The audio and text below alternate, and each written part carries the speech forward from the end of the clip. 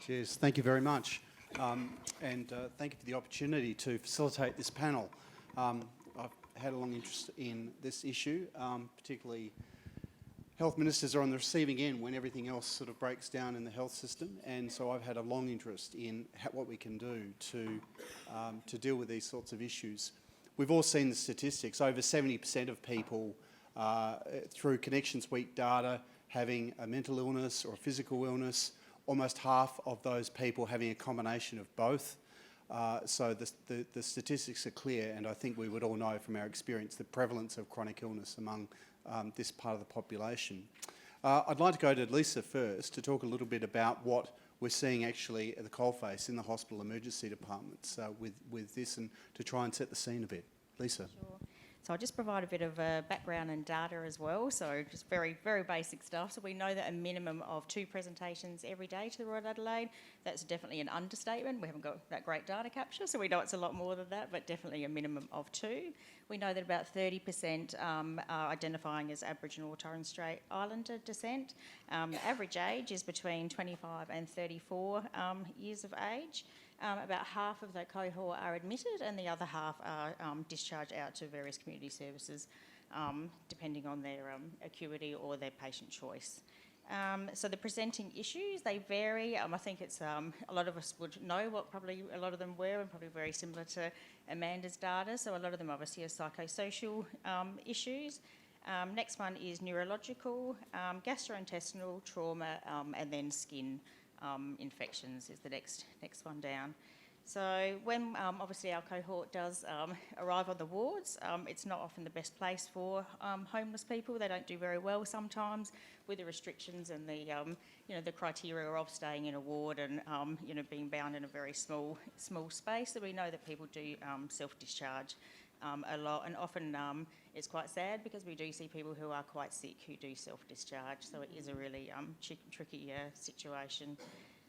We also know that the access to interim accommodation is not very accessible, so we know that when people do leave the hospital, sometimes they do need continuation of IV antibiotics, blood monitoring, but because they don't have a fixed address, we have no community service that can actually go in and actually provide that service. So definitely a disadvantage there. So it is, again, quite sad to see that people don't often finish their care because of this lack of an interim accommodation option. And obviously a lot of our community services have a very, their risk tolerance as well. So if you fill out a risk assessment to go to a community service, often they don't meet some of the criteria, which is tricky as well. So at the Royal Adelaide, we have a small hospital avoidance team. Kerry is going to be out there after this session, I think, that you can have a chat to find out more about. We only have 4 full-time equivalents, so we have an OT, a social worker, nursing, and an Aboriginal health practitioner who all do their best in this space, but it is quite a small team. They do work in the hospital, in the wards, and have an interface with Street to Home and other NGOs. We have tried to do a lot of education since the move to the new RA, recognising that there is definitely a deficit in the knowledge of how to interact with homeless people. So we've had to do a big education push, which again Kerry's been a part of, and we've been trying to educate not just clinical staff but also security staff, front of house staff as well, because the staff turnover is so high. It is really hard, so we know we need to get some more champions in this space at the Royal Adelaide. So we've tried to obviously establish as many relationships we can, knowing that we obviously need a lot of partners to work in this space, that we're never going to be experts in this area, and we're very open to hearing what Amanda says around how we can build more relationships. So turning to Kym, you, Neami, run the Street to Home program. Yep. To what extent do you see, can you tell us a little bit about Street to Home, but can you also tell us about what you see in terms of people sort of cycling through, caught in a vicious circle, getting acutely unwell, going to hospital, being discharged, back out to the street, and they just go through this cycle? Sure, yeah. Neami National's been running the Street to Home service for about 18 months now. So just to have some indication of what that means, when we talk about the by name list and there being 220 people on our by name list, about 78% of those are currently allocated to Street to Home.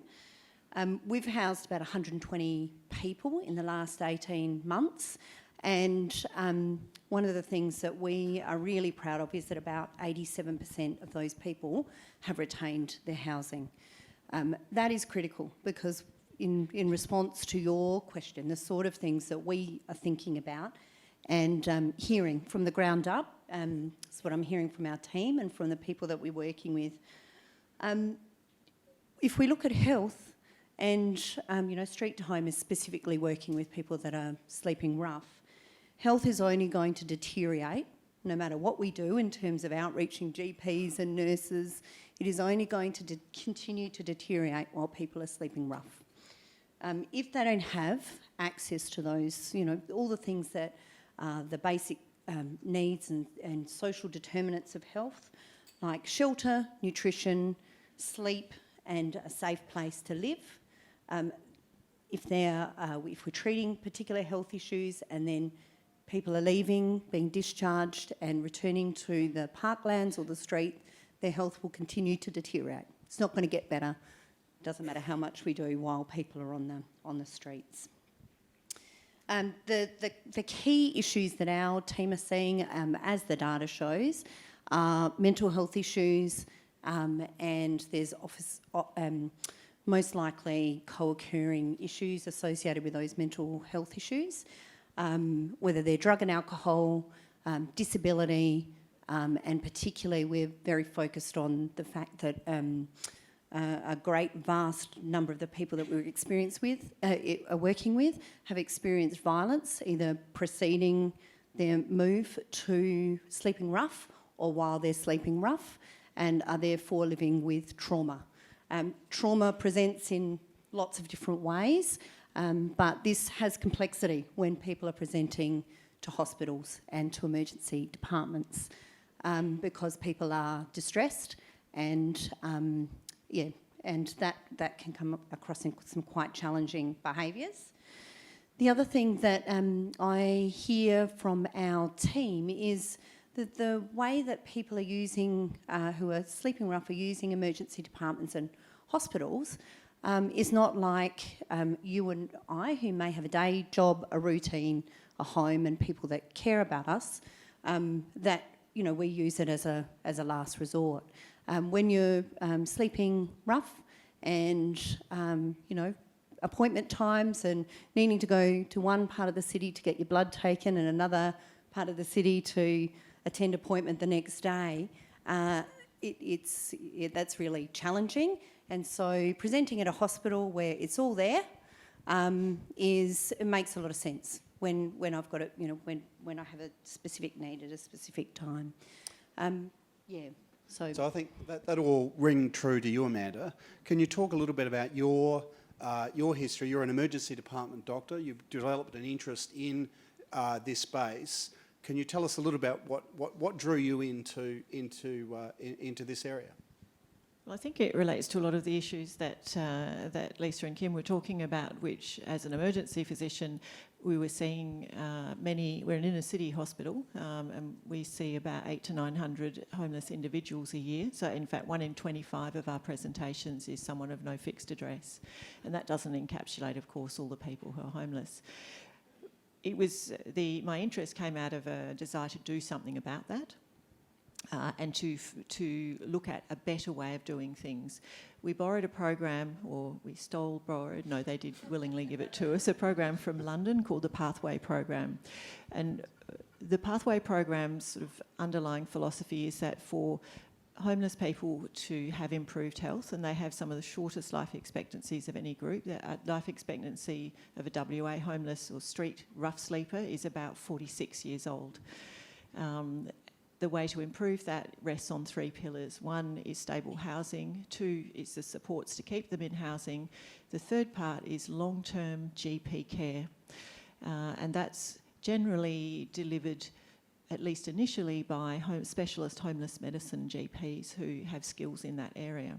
In London, they had started with some of the big hospitals, bringing a homeless healthcare GP and nurse, as well as someone from the social sector, which may be hospital, it may be an NGO, bringing them to the bedside in the hospital to the emergency department to see the no fixed address patients and start to work with them there. It took about 2 years from the idea to actually bringing the homeless team into fruition. So we started in the middle of June 2016. The first person we saw was a 15-year-old who had been homeless for 3 years after his family basically imploded with the death of mum. We've seen we've probably seen around, we've got on our database about 1,200 individuals. We've done a lot of consultations. The power that this approach brings is in being very patient focused. So some the needs of people we see are incredibly variable. Sometimes they're complex medical, sometimes they're for things like dressing, which fit more into a nursing paradigm. But the power of having a GP and a nurse come to the bedside, make a connection with a patient, and then say, if you'd like to follow up, come and see me in the clinic on Thursdays, or working out where they would normally go. And that has an enormous benefit over just go to a GP clinic or follow this up at outpatients at 10 o'clock next Tuesday. We have a caseworker as well who works very hard with people to not necessarily complete their journey out of homelessness, although sometimes we are able to get some sorts of accommodation within reasonable amounts of time, but at least to start that journey and to link to community services. What we've seen is it's been 3 years now that we have been doing that. We don't have the best system in the world because nobody does. Everybody, there are always new ideas that can be brought in. But I think as a good starter for a hospital that has a lot of homeless people, we would have, as I said, we'd probably have 6 to 7 no fixed address patients in the hospital at any one time. I think one of the things that's become apparent to us is that if you have something that can be done about a patient who's homeless, which is how hospitals see it, then staff will start to identify that as a problem for the patients they're looking after, because they see there potentially a solution. We're not that keen when they say we're discharging this patient in 1 hour, could you please find somewhere for them to live? But we are educating them to maybe start when they first come in before they have their surgery, etc. So I think it's a start. It's a model which has interest from various hospitals in cities in Australia. It does things differently, and I think we're able to show good economic results. I've got some copies of a brochure of our that are around somewhere, a 4-page brochure with a link to the full report if people want to read that. It's an idea. It's a borrowed idea. We've changed it, made it a little bit Australian, but I think it's a different way of working, which for us certainly is proving very successful. I think it's a bit of a truism, isn't it, that hospitals aren't very good looking after people with chronic illness, particularly multiple chronic illness, and really connecting into a GP is really a key to good health for people with chronic illness. Kym, with your Street to Home team, are you having difficulties, your team having difficulties accessing or getting clients into having a GP and a regular GP who they can develop a relationship with?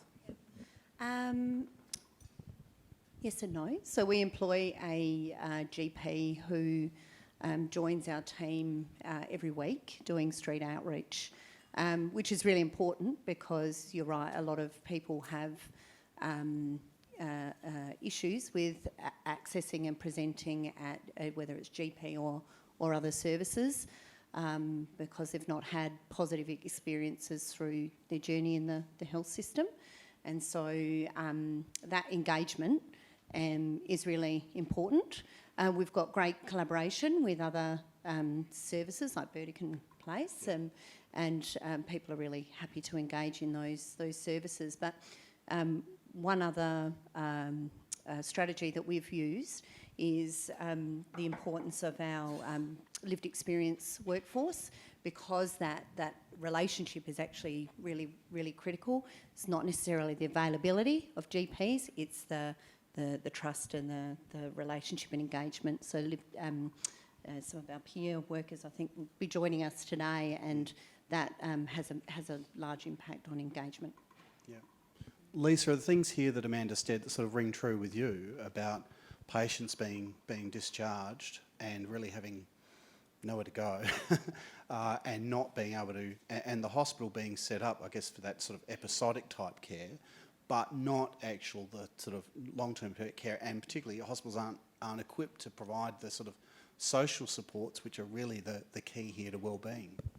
So we aren't that good at it, I have to say. We do, only when someone comes in, we are obviously always thinking about ramping and, moving someone, through the system, and who can we engage with outside of our walls to actually help us support that connection. We are actually just about to be funded by PHN to support a GP who's going to be on site at Carlin, and a part of that will be to help. Sorry, can you just... Sorry. The acronym. Carlin, so Central Adelaide, so the Royal Adelaide. So we're going to have so 3 days a week, a GP that will be employed for the Royal Adelaide to actually help with that connection back out to the GP, and we will be focusing on those who have difficulty engaging with the GP. So we're hoping that will have some wins, and the GP will be a part of our integrated care team, which includes our homeless team. So so we're hoping that will be have an impact, because it is a bit of an issue at the moment. We do send people off who aren't well connected. So.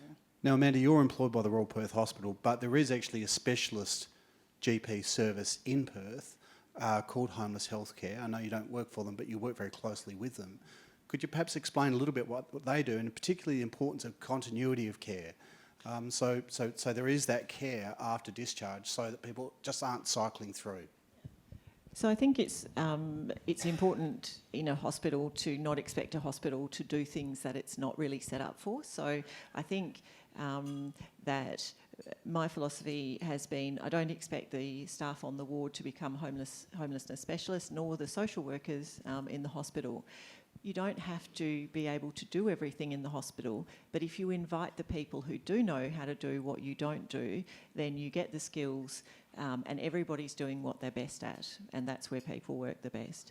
So the partners that we have in general practice are the Homeless Healthcare GP practice, which is a well-established specialist homelessness GP practice, which has been going for around a decade now. Andrew Davies set that up.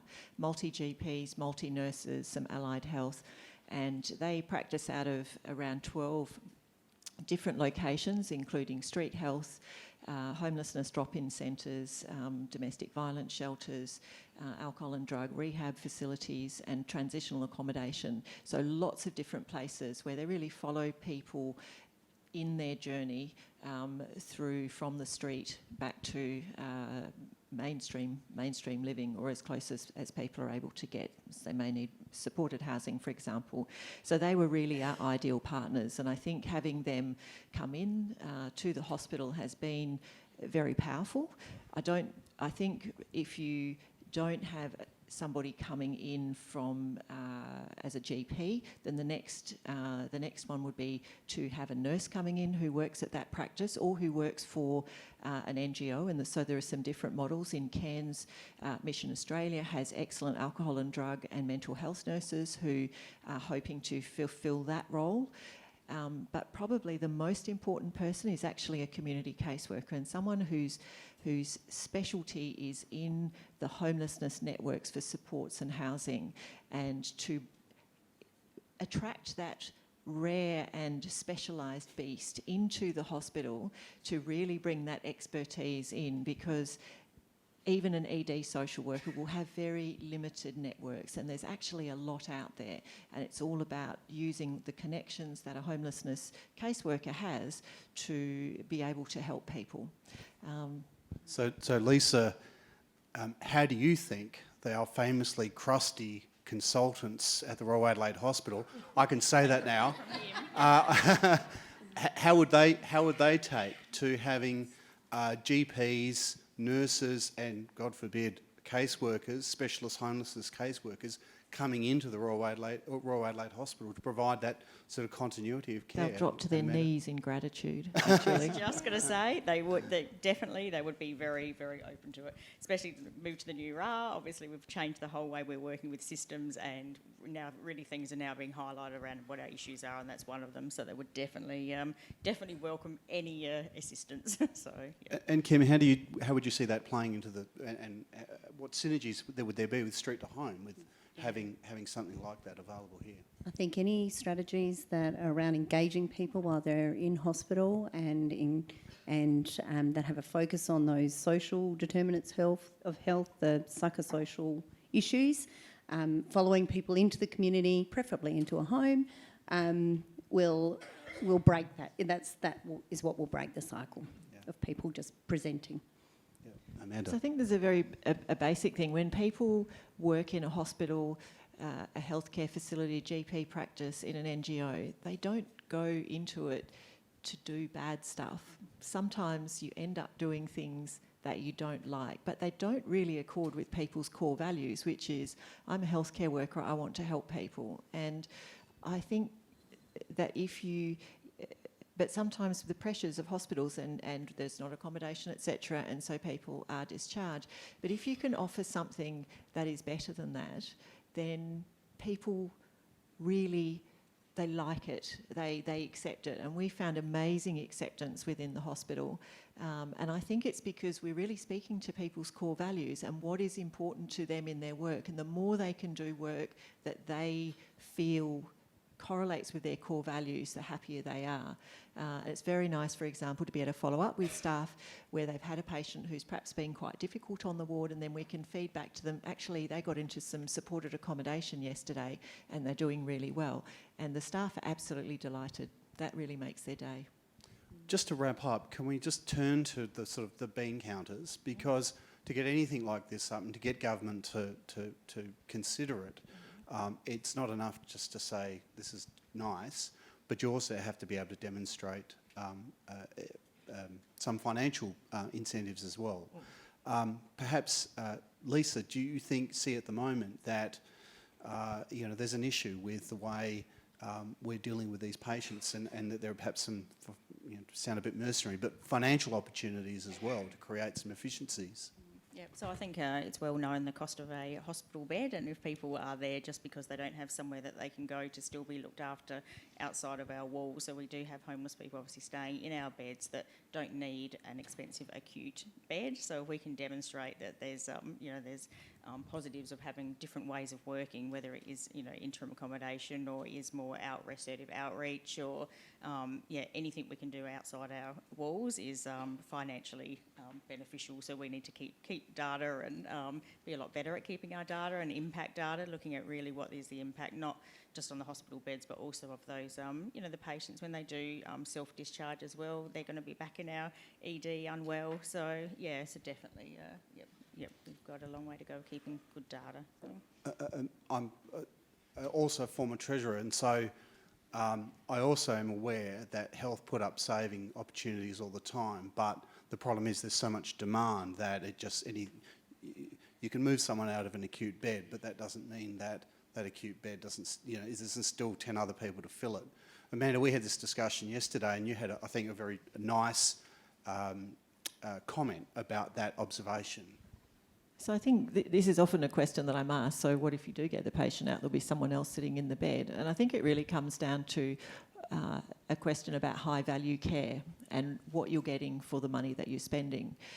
Fundamentally, someone who's homeless, who's cycling round and round in the hospital system, is not having their health significantly improved. They don't die, but they're saved by the hospital, but they're not fundamentally better and their health is not better.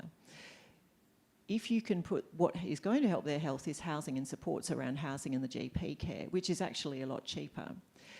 If you free up that bed and you can put someone who's waiting for a hip operation, a hip replacement into that bed, they will actually benefit in a long-term, durable way from the medical care that they will receive in that bed.